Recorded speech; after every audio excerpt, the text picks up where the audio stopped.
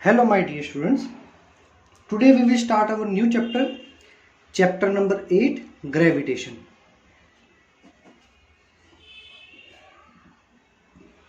See, this is very interesting chapter and it is extremely easy chapter. First of all, we will see the introduction part. In the introduction part, we will see कि पहले के जो लोग थे what they were thinking about the planetary system. पहले के लोग planetary system के बारे में क्या सोचते थे, फिर उसमें कैसे कैसे चेंजेस आए. करंट सिचुएशन तो सबको पता है, बेसिक कि भाई प्लानिटरी सिस्टम में सेंटर में कौन है और क्या कैसे घूमता है वो हमें पता है. लेकिन पहले के लोग क्या सोचते थे. तो सबसे पहले हमें टॉलेमी नाम का एक साइंटिस्ट मिला. ठीक है, approximately 2000 years ago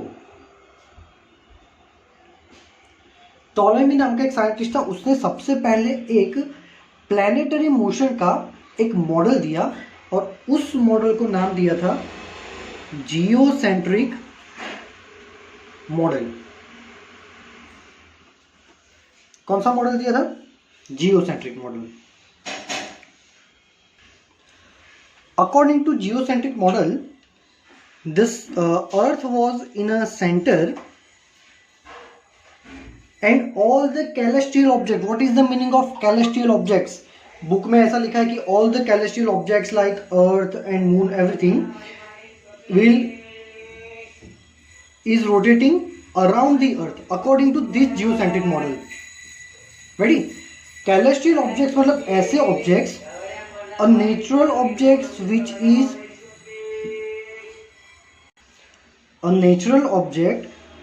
is located outside of Earth's atmosphere, such as moon, the sun, an asteroid, planet और star. मतलब अर्थ के अराउंड जो भी चीजें आपको दिख रही है वो सभी की सभी होती है कैलेस्टियल ऑब्जेक्ट्स.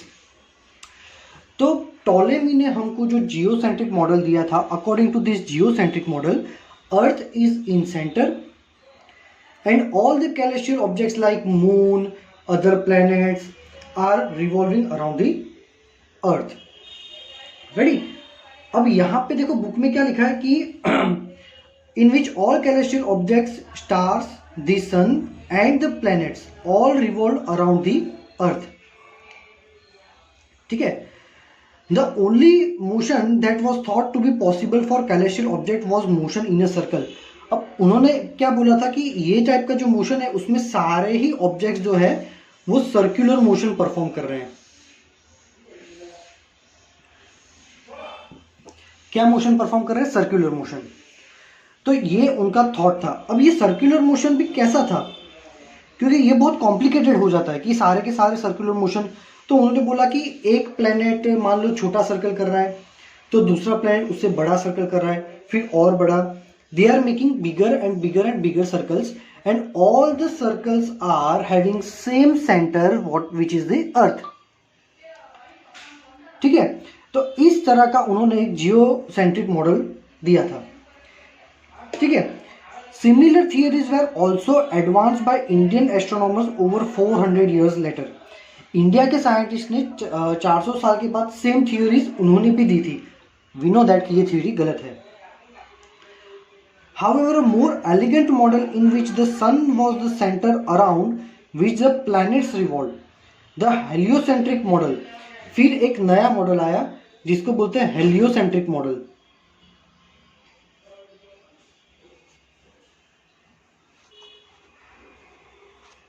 कौन सा मॉडल? Heliocentric model. ठीक है. और ये हमें दिया था इंडियन साइंटिस्ट आर्यभट्ट ने. ठीक है. इंडियन साइंटिस्ट आर्यभट्ट ने हेलियोसेंट्रिक मॉडल दिया था. हेलियोसेंट्रिक मॉडल में थोड़ा सा चेंजेस हो गया. उन्होंने ये बोला था कि यह जो है वो सन है और बाकी सारे प्लैनेट्स जो है वो सन के अराउंड ऐसे सर्कुलर मोशन कर रहे हैं. तो ये सही है बट नॉट 100%. यहाँ पे गलत क्या है वो मैं अभी आपको बाद में सिखाऊंगा. बट उन्होंने एक चीज तो सही अज्यूम की थी कि भाई सन जो है वो सेंटर में है other planets are revolving around the sun. ठीक है. Then around the 1473 निकोलस कॉपरनिक्स, जो कि एक चर्च में मॉन्क थे. ठीक है. निकोलस कॉपरनिक्स ने भी एग्जैक्टली यही मॉडल रिप्रेजेंट किया था. ठीक है. His theory was described by the church, but notable amongst its supporters was Galileo, who had to face prosecution from the state of his beliefs. मतलब कि एक मॉन्क थे निकोलस कॉपरनिक्स, सेम मॉडल उन्होंने represent किया, बट पहले के time में जो भी पोर्टुगीज और वो सब क्रिश्चियंस लोग थे, उनका बिलीव ये था कि अर्थ इज अ ग्रेट, है ना.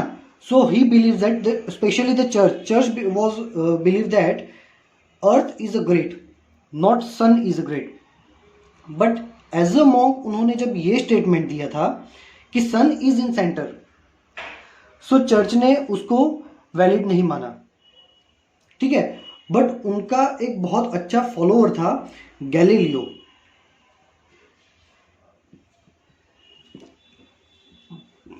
गैलीलियो ने इस बात को उनको जो है नोटेबल माना कि नहीं, दैट थिंग इज ट्रू, कि भाई यहाँ पे ये जो निकोलस कॉपरनिक्स कह रहे हैं ये सही बात है. अब चर्च ने मना किया है तो ऑब्वियसली पूरा जो स्टेट है वो तो चर्च के अगेंस्ट में ही, चर्च को ही सपोर्ट करेगा. सो गैलीलियो को भी इस बात को प्रूव करने के लिए स्टेट का जो प्रोसिक्यूशन है उससे फाइट करनी पड़ी थी, है ना. कुछ बुक्स में तो ऐसा भी लिखा है कि जो कॉपरनिक्स है उसको मतलब हैंग टिल डेथ की जो है पनिशमेंट मिली थी कि भाई ये जो है वो हमारे कल्चर के अगेंस्ट में जा रहे हैं. बट बाद में ये प्रूव हुआ कि नहीं, कॉपरनिक्स जो कह रहे थे वो सही कह रहे थे. ठीक है.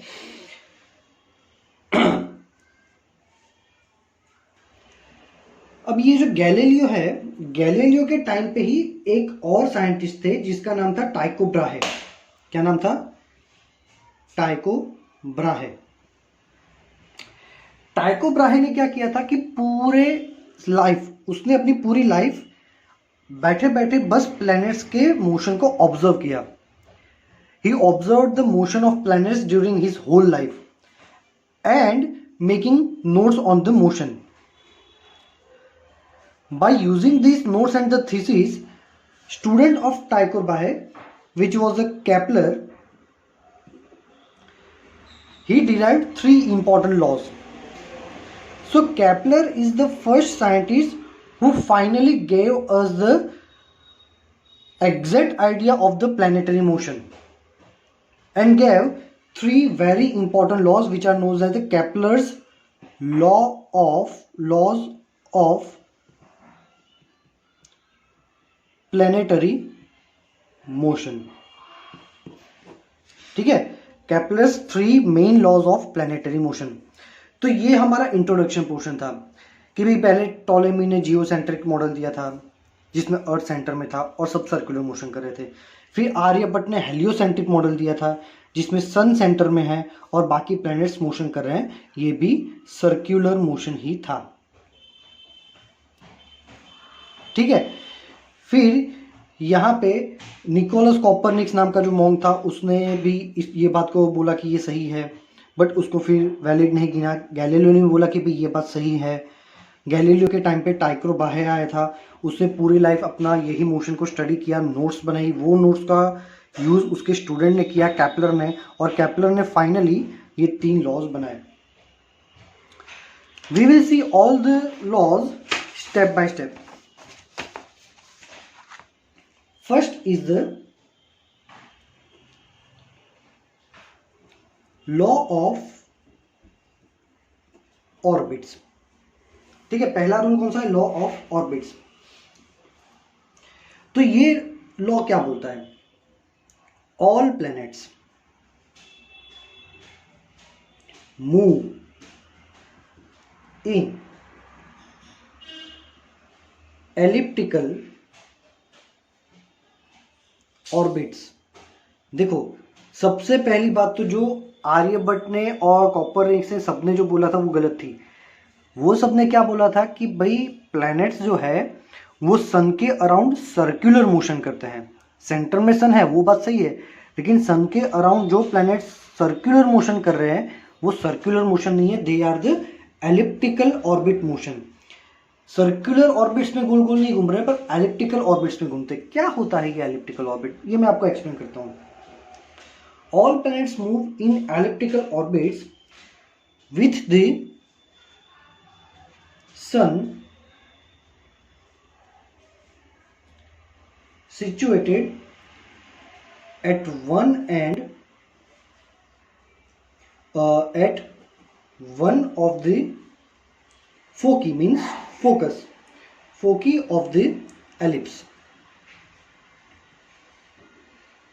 मतलब all planets move in elliptical orbit, सारे के सारे प्लैनेट जो है वो एलिप्टिकल ऑर्बिट में घूमते हैं with sun situated at one of the foci of the ellipse.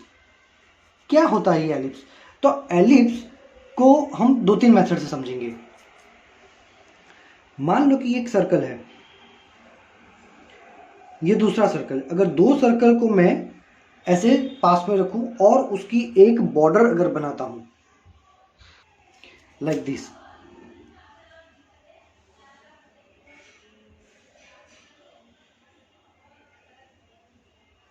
ठीक है। अब ये बीच के ब्लू वाले पार्ट को आप इरेज कर दो तो आपको एग्जैक्टली ऐसा एक शेप मिलेगा। ये होता है एलिप्टिकल शेप, ये हो गई हमारी elliptical orbit. All planets move in elliptical orbit, सारे प्लैनेट्स ऐसे एलिप्टिकल ऑर्बिट में ही गोल गोल घूमते हैं with sun situated at one of the foci of ellipse. उसमें से सन एलिप्स के कोई एक सेंटर पे है। कोई एक सेंटर मतलब एट वन ऑफ द फोकी मतलब कोई एक सेंटर। भाई इतने तो कितने सेंटर है? So we can say there are two centres, one of here and one is this. So या तो सन जो है वो यहां पे होगा या फिर यहां पे होगा। समझ में आया? इस टाइप का मोशन होता है। चलो अब यहां पे टेक्स्ट बुक में हमें ये एलिप्टिकल ऑर्बिट्स को ड्रॉ कैसे करना वो एक्सप्लेन किया हुआ है। आपकी बुक में देखो फिगर 8.1b है। I am explaining this 8.1b कि क्या होता है। देखो तो हमें क्या करना है कि हमें दो पॉइंट्स लेने हैं, F1 एंड F2, ठीक है। अब F1 और F2 के से क्या करना है, F1 पे यहाँ एक पिन लगा देनी है, एक पिन F2 पे लगा देनी है। ये पिन से एक थ्रेड लेनी है और वो थ्रेड को एक पेंसिल पे हमें ऐसे बांध देना है। दिस इज द पेन और पेंसिल, जो भी आप बोलो वो, and this is the F2, ठीक है। फिर आपको क्या करना है, ये पेंसिल को ऐसे खींच के, ये पेंसिल को ऐसे जितना हो सकता है उतना स्ट्रेच करके फिर यहां से पूरा खींचते खींचते ऐसे गोल बनाना है, काइंड ऑफ दिस। ऐसे आपको पूरा गोल बनाना है, ठीक है। पेंसिल को ऐसे खींच के ऐसे गोल बनाना है। कोई भी पॉइंट पे क्या होगा, अगर मान लो कि आपकी पेंसिल यहां है तो F1 से ये पेन का डिस्टेंस ज़्यादा है तो F2 से कम है, यहाँ पे F1 से कम है तो F2 से ज़्यादा होगा। सो मान लो कि ये पेन का जो पॉइंट है, यहाँ पे जो भी पॉइंट होगा उसको अगर T बोले, क्या डिस्टेंस बोलेंगे T, तो any moment, at any moment our distance F1T and F2D, addition of F1T plus F2T will remain constant always। समझ में आया?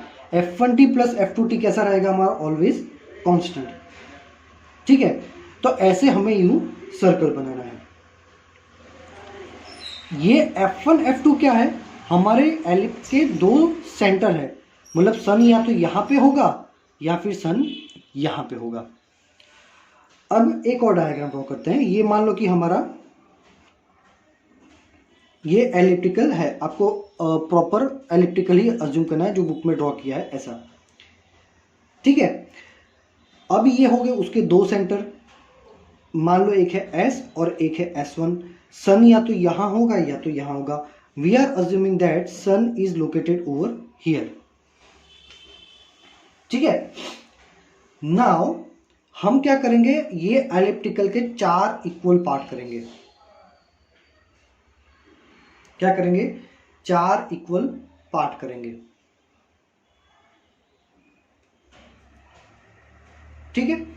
चलो, ये पॉइंट को बोलते हैं P। ये पॉइंट को क्या बोलते हैं, P। P is known as a perihelion. क्या बोलते हैं P को, पेरिहिलियन। एग्जैक्टली ऑपोजिट साइड पे ये जो पॉइंट है उसको बोलेंगे A। A को बोलेंगे एपिहिलियन। क्या बोलेंगे, एपिहिलियन, ठीक है। So the point which is very near to sun, किसका पॉइंट, हमारा एलिप्टिकल ऑर्बिट का पॉइंट। एलिप्टिकल ऑर्बिट का पॉइंट जो सन से बहुत पास में होता है वो होता है पेरिहिलियन, और एपिहिलियन का वो पॉइंट जो सन से मतलब सन से दूर का जो पॉइंट है, सन से जो दूर का पॉइंट है उसको बोलते हैं एपिहिलियन, ठीक है। चलो, distance between P and A, ये P और A के बीच का जो डिस्टेंस होता है उसको बोलते हैं 2A। उसको क्या बोलते हैं, 2A। ये हमारा सेंटर पार्ट हो गया O, ठीक है। तो ऑब्वियसली P से O का जो डिस्टेंस होता है वो होगा A, और O से A का जो डिस्टेंस है वो भी हो गया A। यहां पे PO और AO, इसको बोलते हैं सेमी मेजर एक्सिस। उसको क्या बोलते हैं, सेमी मेजर एक्सिस। PO और AO को बोलते हैं सेमी मेजर एक्सिस, ये याद रखना है आपको। वैसे ही अगर आप यहां पे B और C पॉइंट्स ड्रॉ करो तो B और C के बीच का जो डिस्टेंस होता है वो डिस्टेंस होता है 2B। कितना होता है ये डिस्टेंस, 2B। ये वाला भी, ये वाला भी, बट ये डिस्टेंस का कोई मीनिंग नहीं है यहाँ पे। जो भी इंपॉर्टेंस है वो ये डिस्टेंस और ये डिस्टेंस का है, ठीक है। तो ये हो गया law of orbit. Law of orbit में बस इतना ही कहते हैं वो कि all the planets moves in elliptical motion in elliptical orbit, और वो एलिप्टिकल ऑर्बिट के 2 सेंटर होते हैं। सन या तो ये सेंटर पे होगा या तो ये सेंटर पे होगा।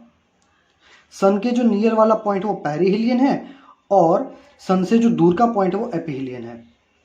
पेरिहिलियन और तुम्हारी जो एक्सिस का सेंटर है, ये डिस्टेंस और ये डिस्टेंस जिसको A बोलते हैं, where A is the semi major axis. ये एग्जाम में पूछते हैं इसीलिए, ठीक है। चलो नेक्स्ट देखते हैं law of area.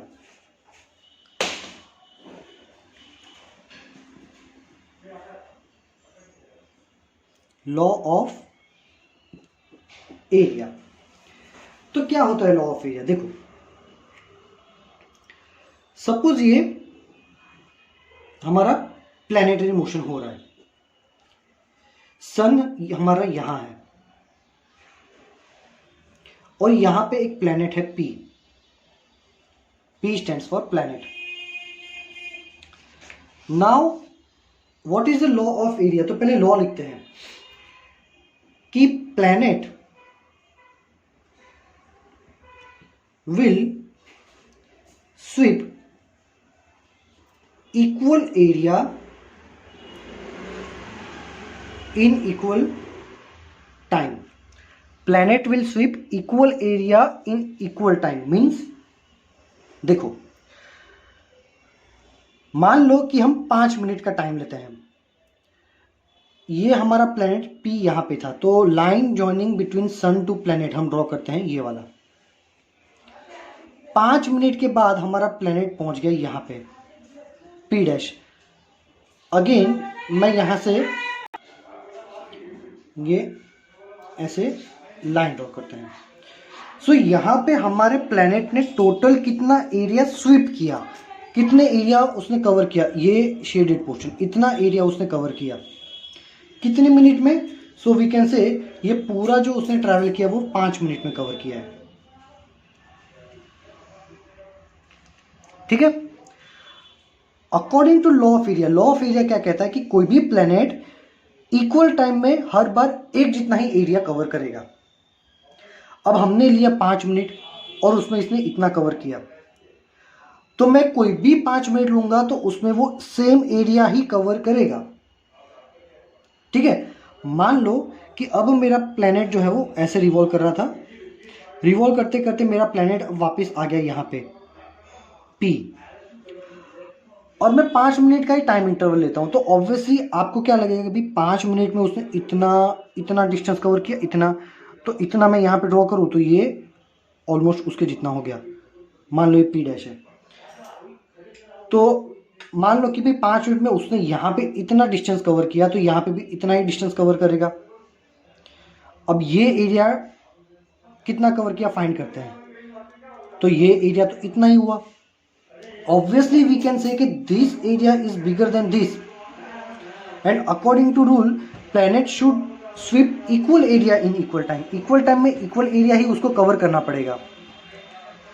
So to sweep equal cover planet has to move fast and cover distance up to like here। तो अब ये होगा,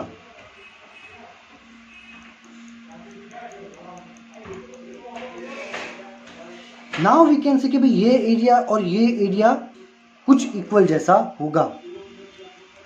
ठीक है, समझ में आ रहा है। दैट मीन्स व्हेन, इसका मीनिंग क्या हुआ कि भाई लॉ ऑफ एरिया कि भाई इक्वल टाइम में इक्वल एरिया स्वीप करता है, तो उसका मतलब क्या हुआ, when planet is passing from the perihelion portion, मतलब जब पेरिहेलियन क्या होता है, ऐसा पॉइंट जो सन के पास में है। सो जब भी प्लैनेट सन के पास में से जाएगा तो वो फास्ट घूमेगा, और जब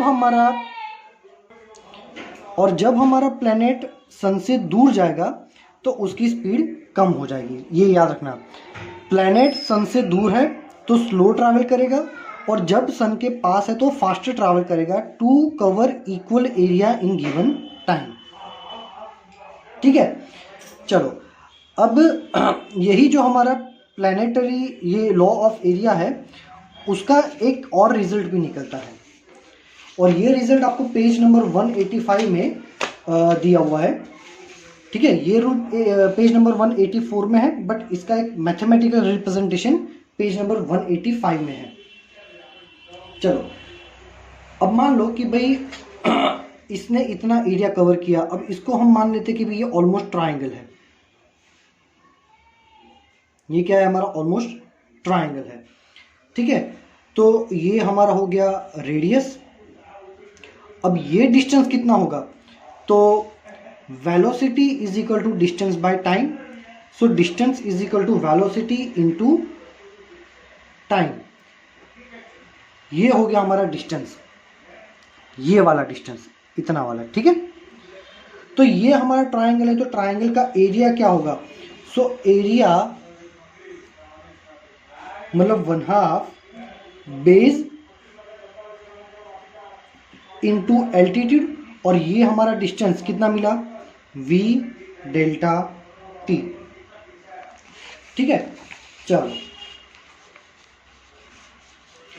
अब यहां पे हमें फॉर्मूला पता है कि भाई p is equal to m into v. p is equal to क्या होता है, m इंटू वी। तो इस पे से v को सब्जेक्ट बनाया, तो v क्या होता है, p बाय m। तो ये v की वैल्यू हम डाल देंगे यहाँ पे।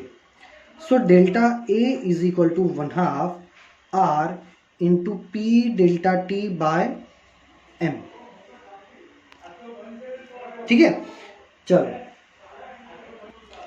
अब डेल्टा t को ले लो नीचे, सो delta a by delta t, m को ले लो बाहर 1/2m, तो हो गया r क्रॉस p। क्या हो गया हमारा, r क्रॉस p। तो r क्रॉस p क्या होता है, तो angular momentum L is equal to R cross P। तो delta A by delta T is equal to 1/2m into L। तो ये हो गया हमारा delta A by delta T is equal to L/2m। कितने टाइम में कितना एरिया कवर करता है? अकॉर्डिंग टू रूल हमने क्या देखा कि इक्वल टाइम में इक्वल एरिया ही कवर करेगा। मतलब according to our rule delta A by delta T constant होना चाहिए, क्योंकि हर टाइम में एक जितना ही एरिया कवर करता है। तो यहाँ पे देखो L हमारा क्या होगा? कांस्टेंट, क्योंकि प्लैनेट्स जो भी सर्कुलर मोशन करते हैं वो angular velocity, constant angular velocity से मोशन करते हैं, है ना? ठीक है, क्योंकि यहाँ पे कोई एक्सटर्नल फोर्स नहीं है। मून को अर्थ के अराउंड जब घूमना है तो कोई बाहर से बार बार धक्का नहीं दे रहा, वो अपने आप इंटरनल फोर्स से गोल गोल घूम रहे हैं। मतलब कि सारे प्लैनेट्स जो भी गोल गोल घूम रहे हैं वो इंटरनल फोर्सेस की वजह से गोल गोल घूम रहे हैं। That's why L always constant होगा, ये याद रखना। प्लैनेटरी मोशन में एंगुलर मोमेंटम L ऑलवेज होता है कांस्टेंट। अब जो मास, जो प्लैनेट गोल गोल घूम रहा है उसका मास तो कभी चेंज होगा नहीं। L constant, 2 constant, m constant, तो हमारा delta A by delta T constant हो गया। ये हमारा हो गया सेकेंड लॉ जो है लॉ ऑफ एरिया, उसका mathematical representation. Now third law of periods. ठीक है, चलो ये लॉ में लिखता हूं। द स्क्वायर ऑफ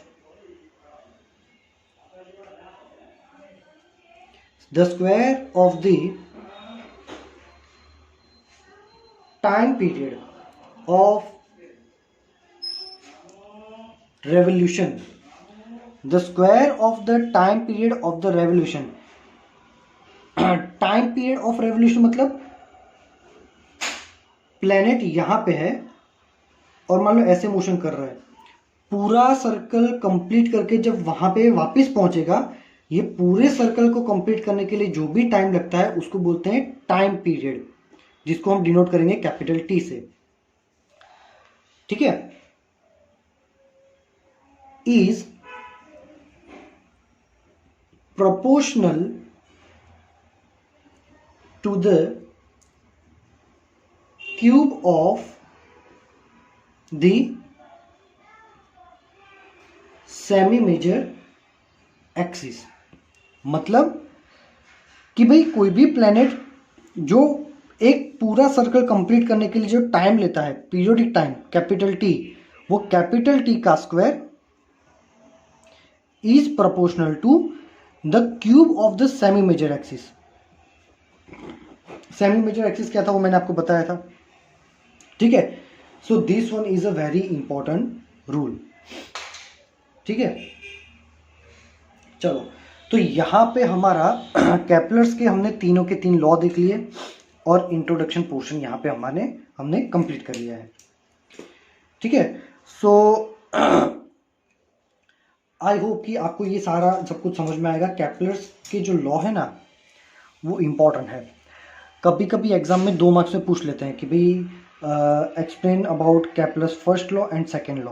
तो पता होना चाहिए कि फर्स्ट लॉ ऑफ ऑर्बिट है, सेकेंड लॉ ऑफ एरिया है, थर्ड जो लॉ ऑफ पीरियड्स है, क्योंकि वो डायरेक्टली नाम से भी पूछ सकते हैं कि एक्सप्लेन लॉ ऑफ एरिया। और ये 2 या 3 मार्क्स में भी आता है, 2-3 मार्क्स में आता है तो आपको ये भी करना पड़ेगा, उसका जो मेन लॉ है वो भी बताना पड़ेगा। पेरीहिलियन में क्यों फास्ट घूमेगा, एपीहिलियन में क्यों स्लो घूमेगा।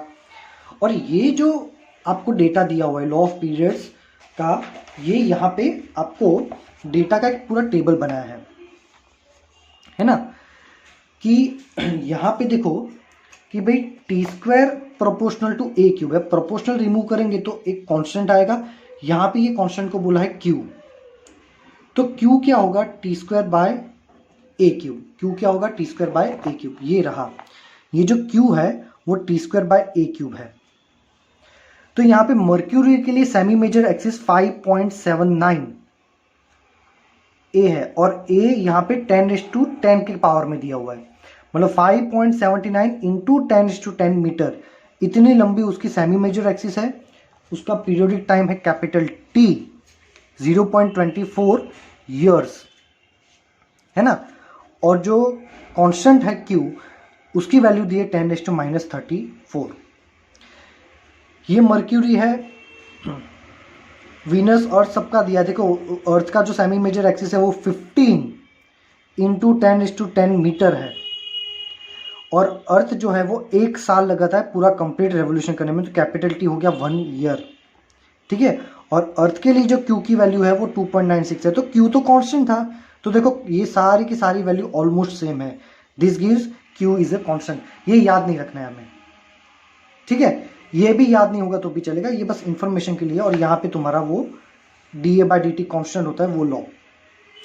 सो आज के लेक्चर में यहीं तक रखते हैं। If you are having any doubt you can ask me in the message section. Thank you very much my dear students.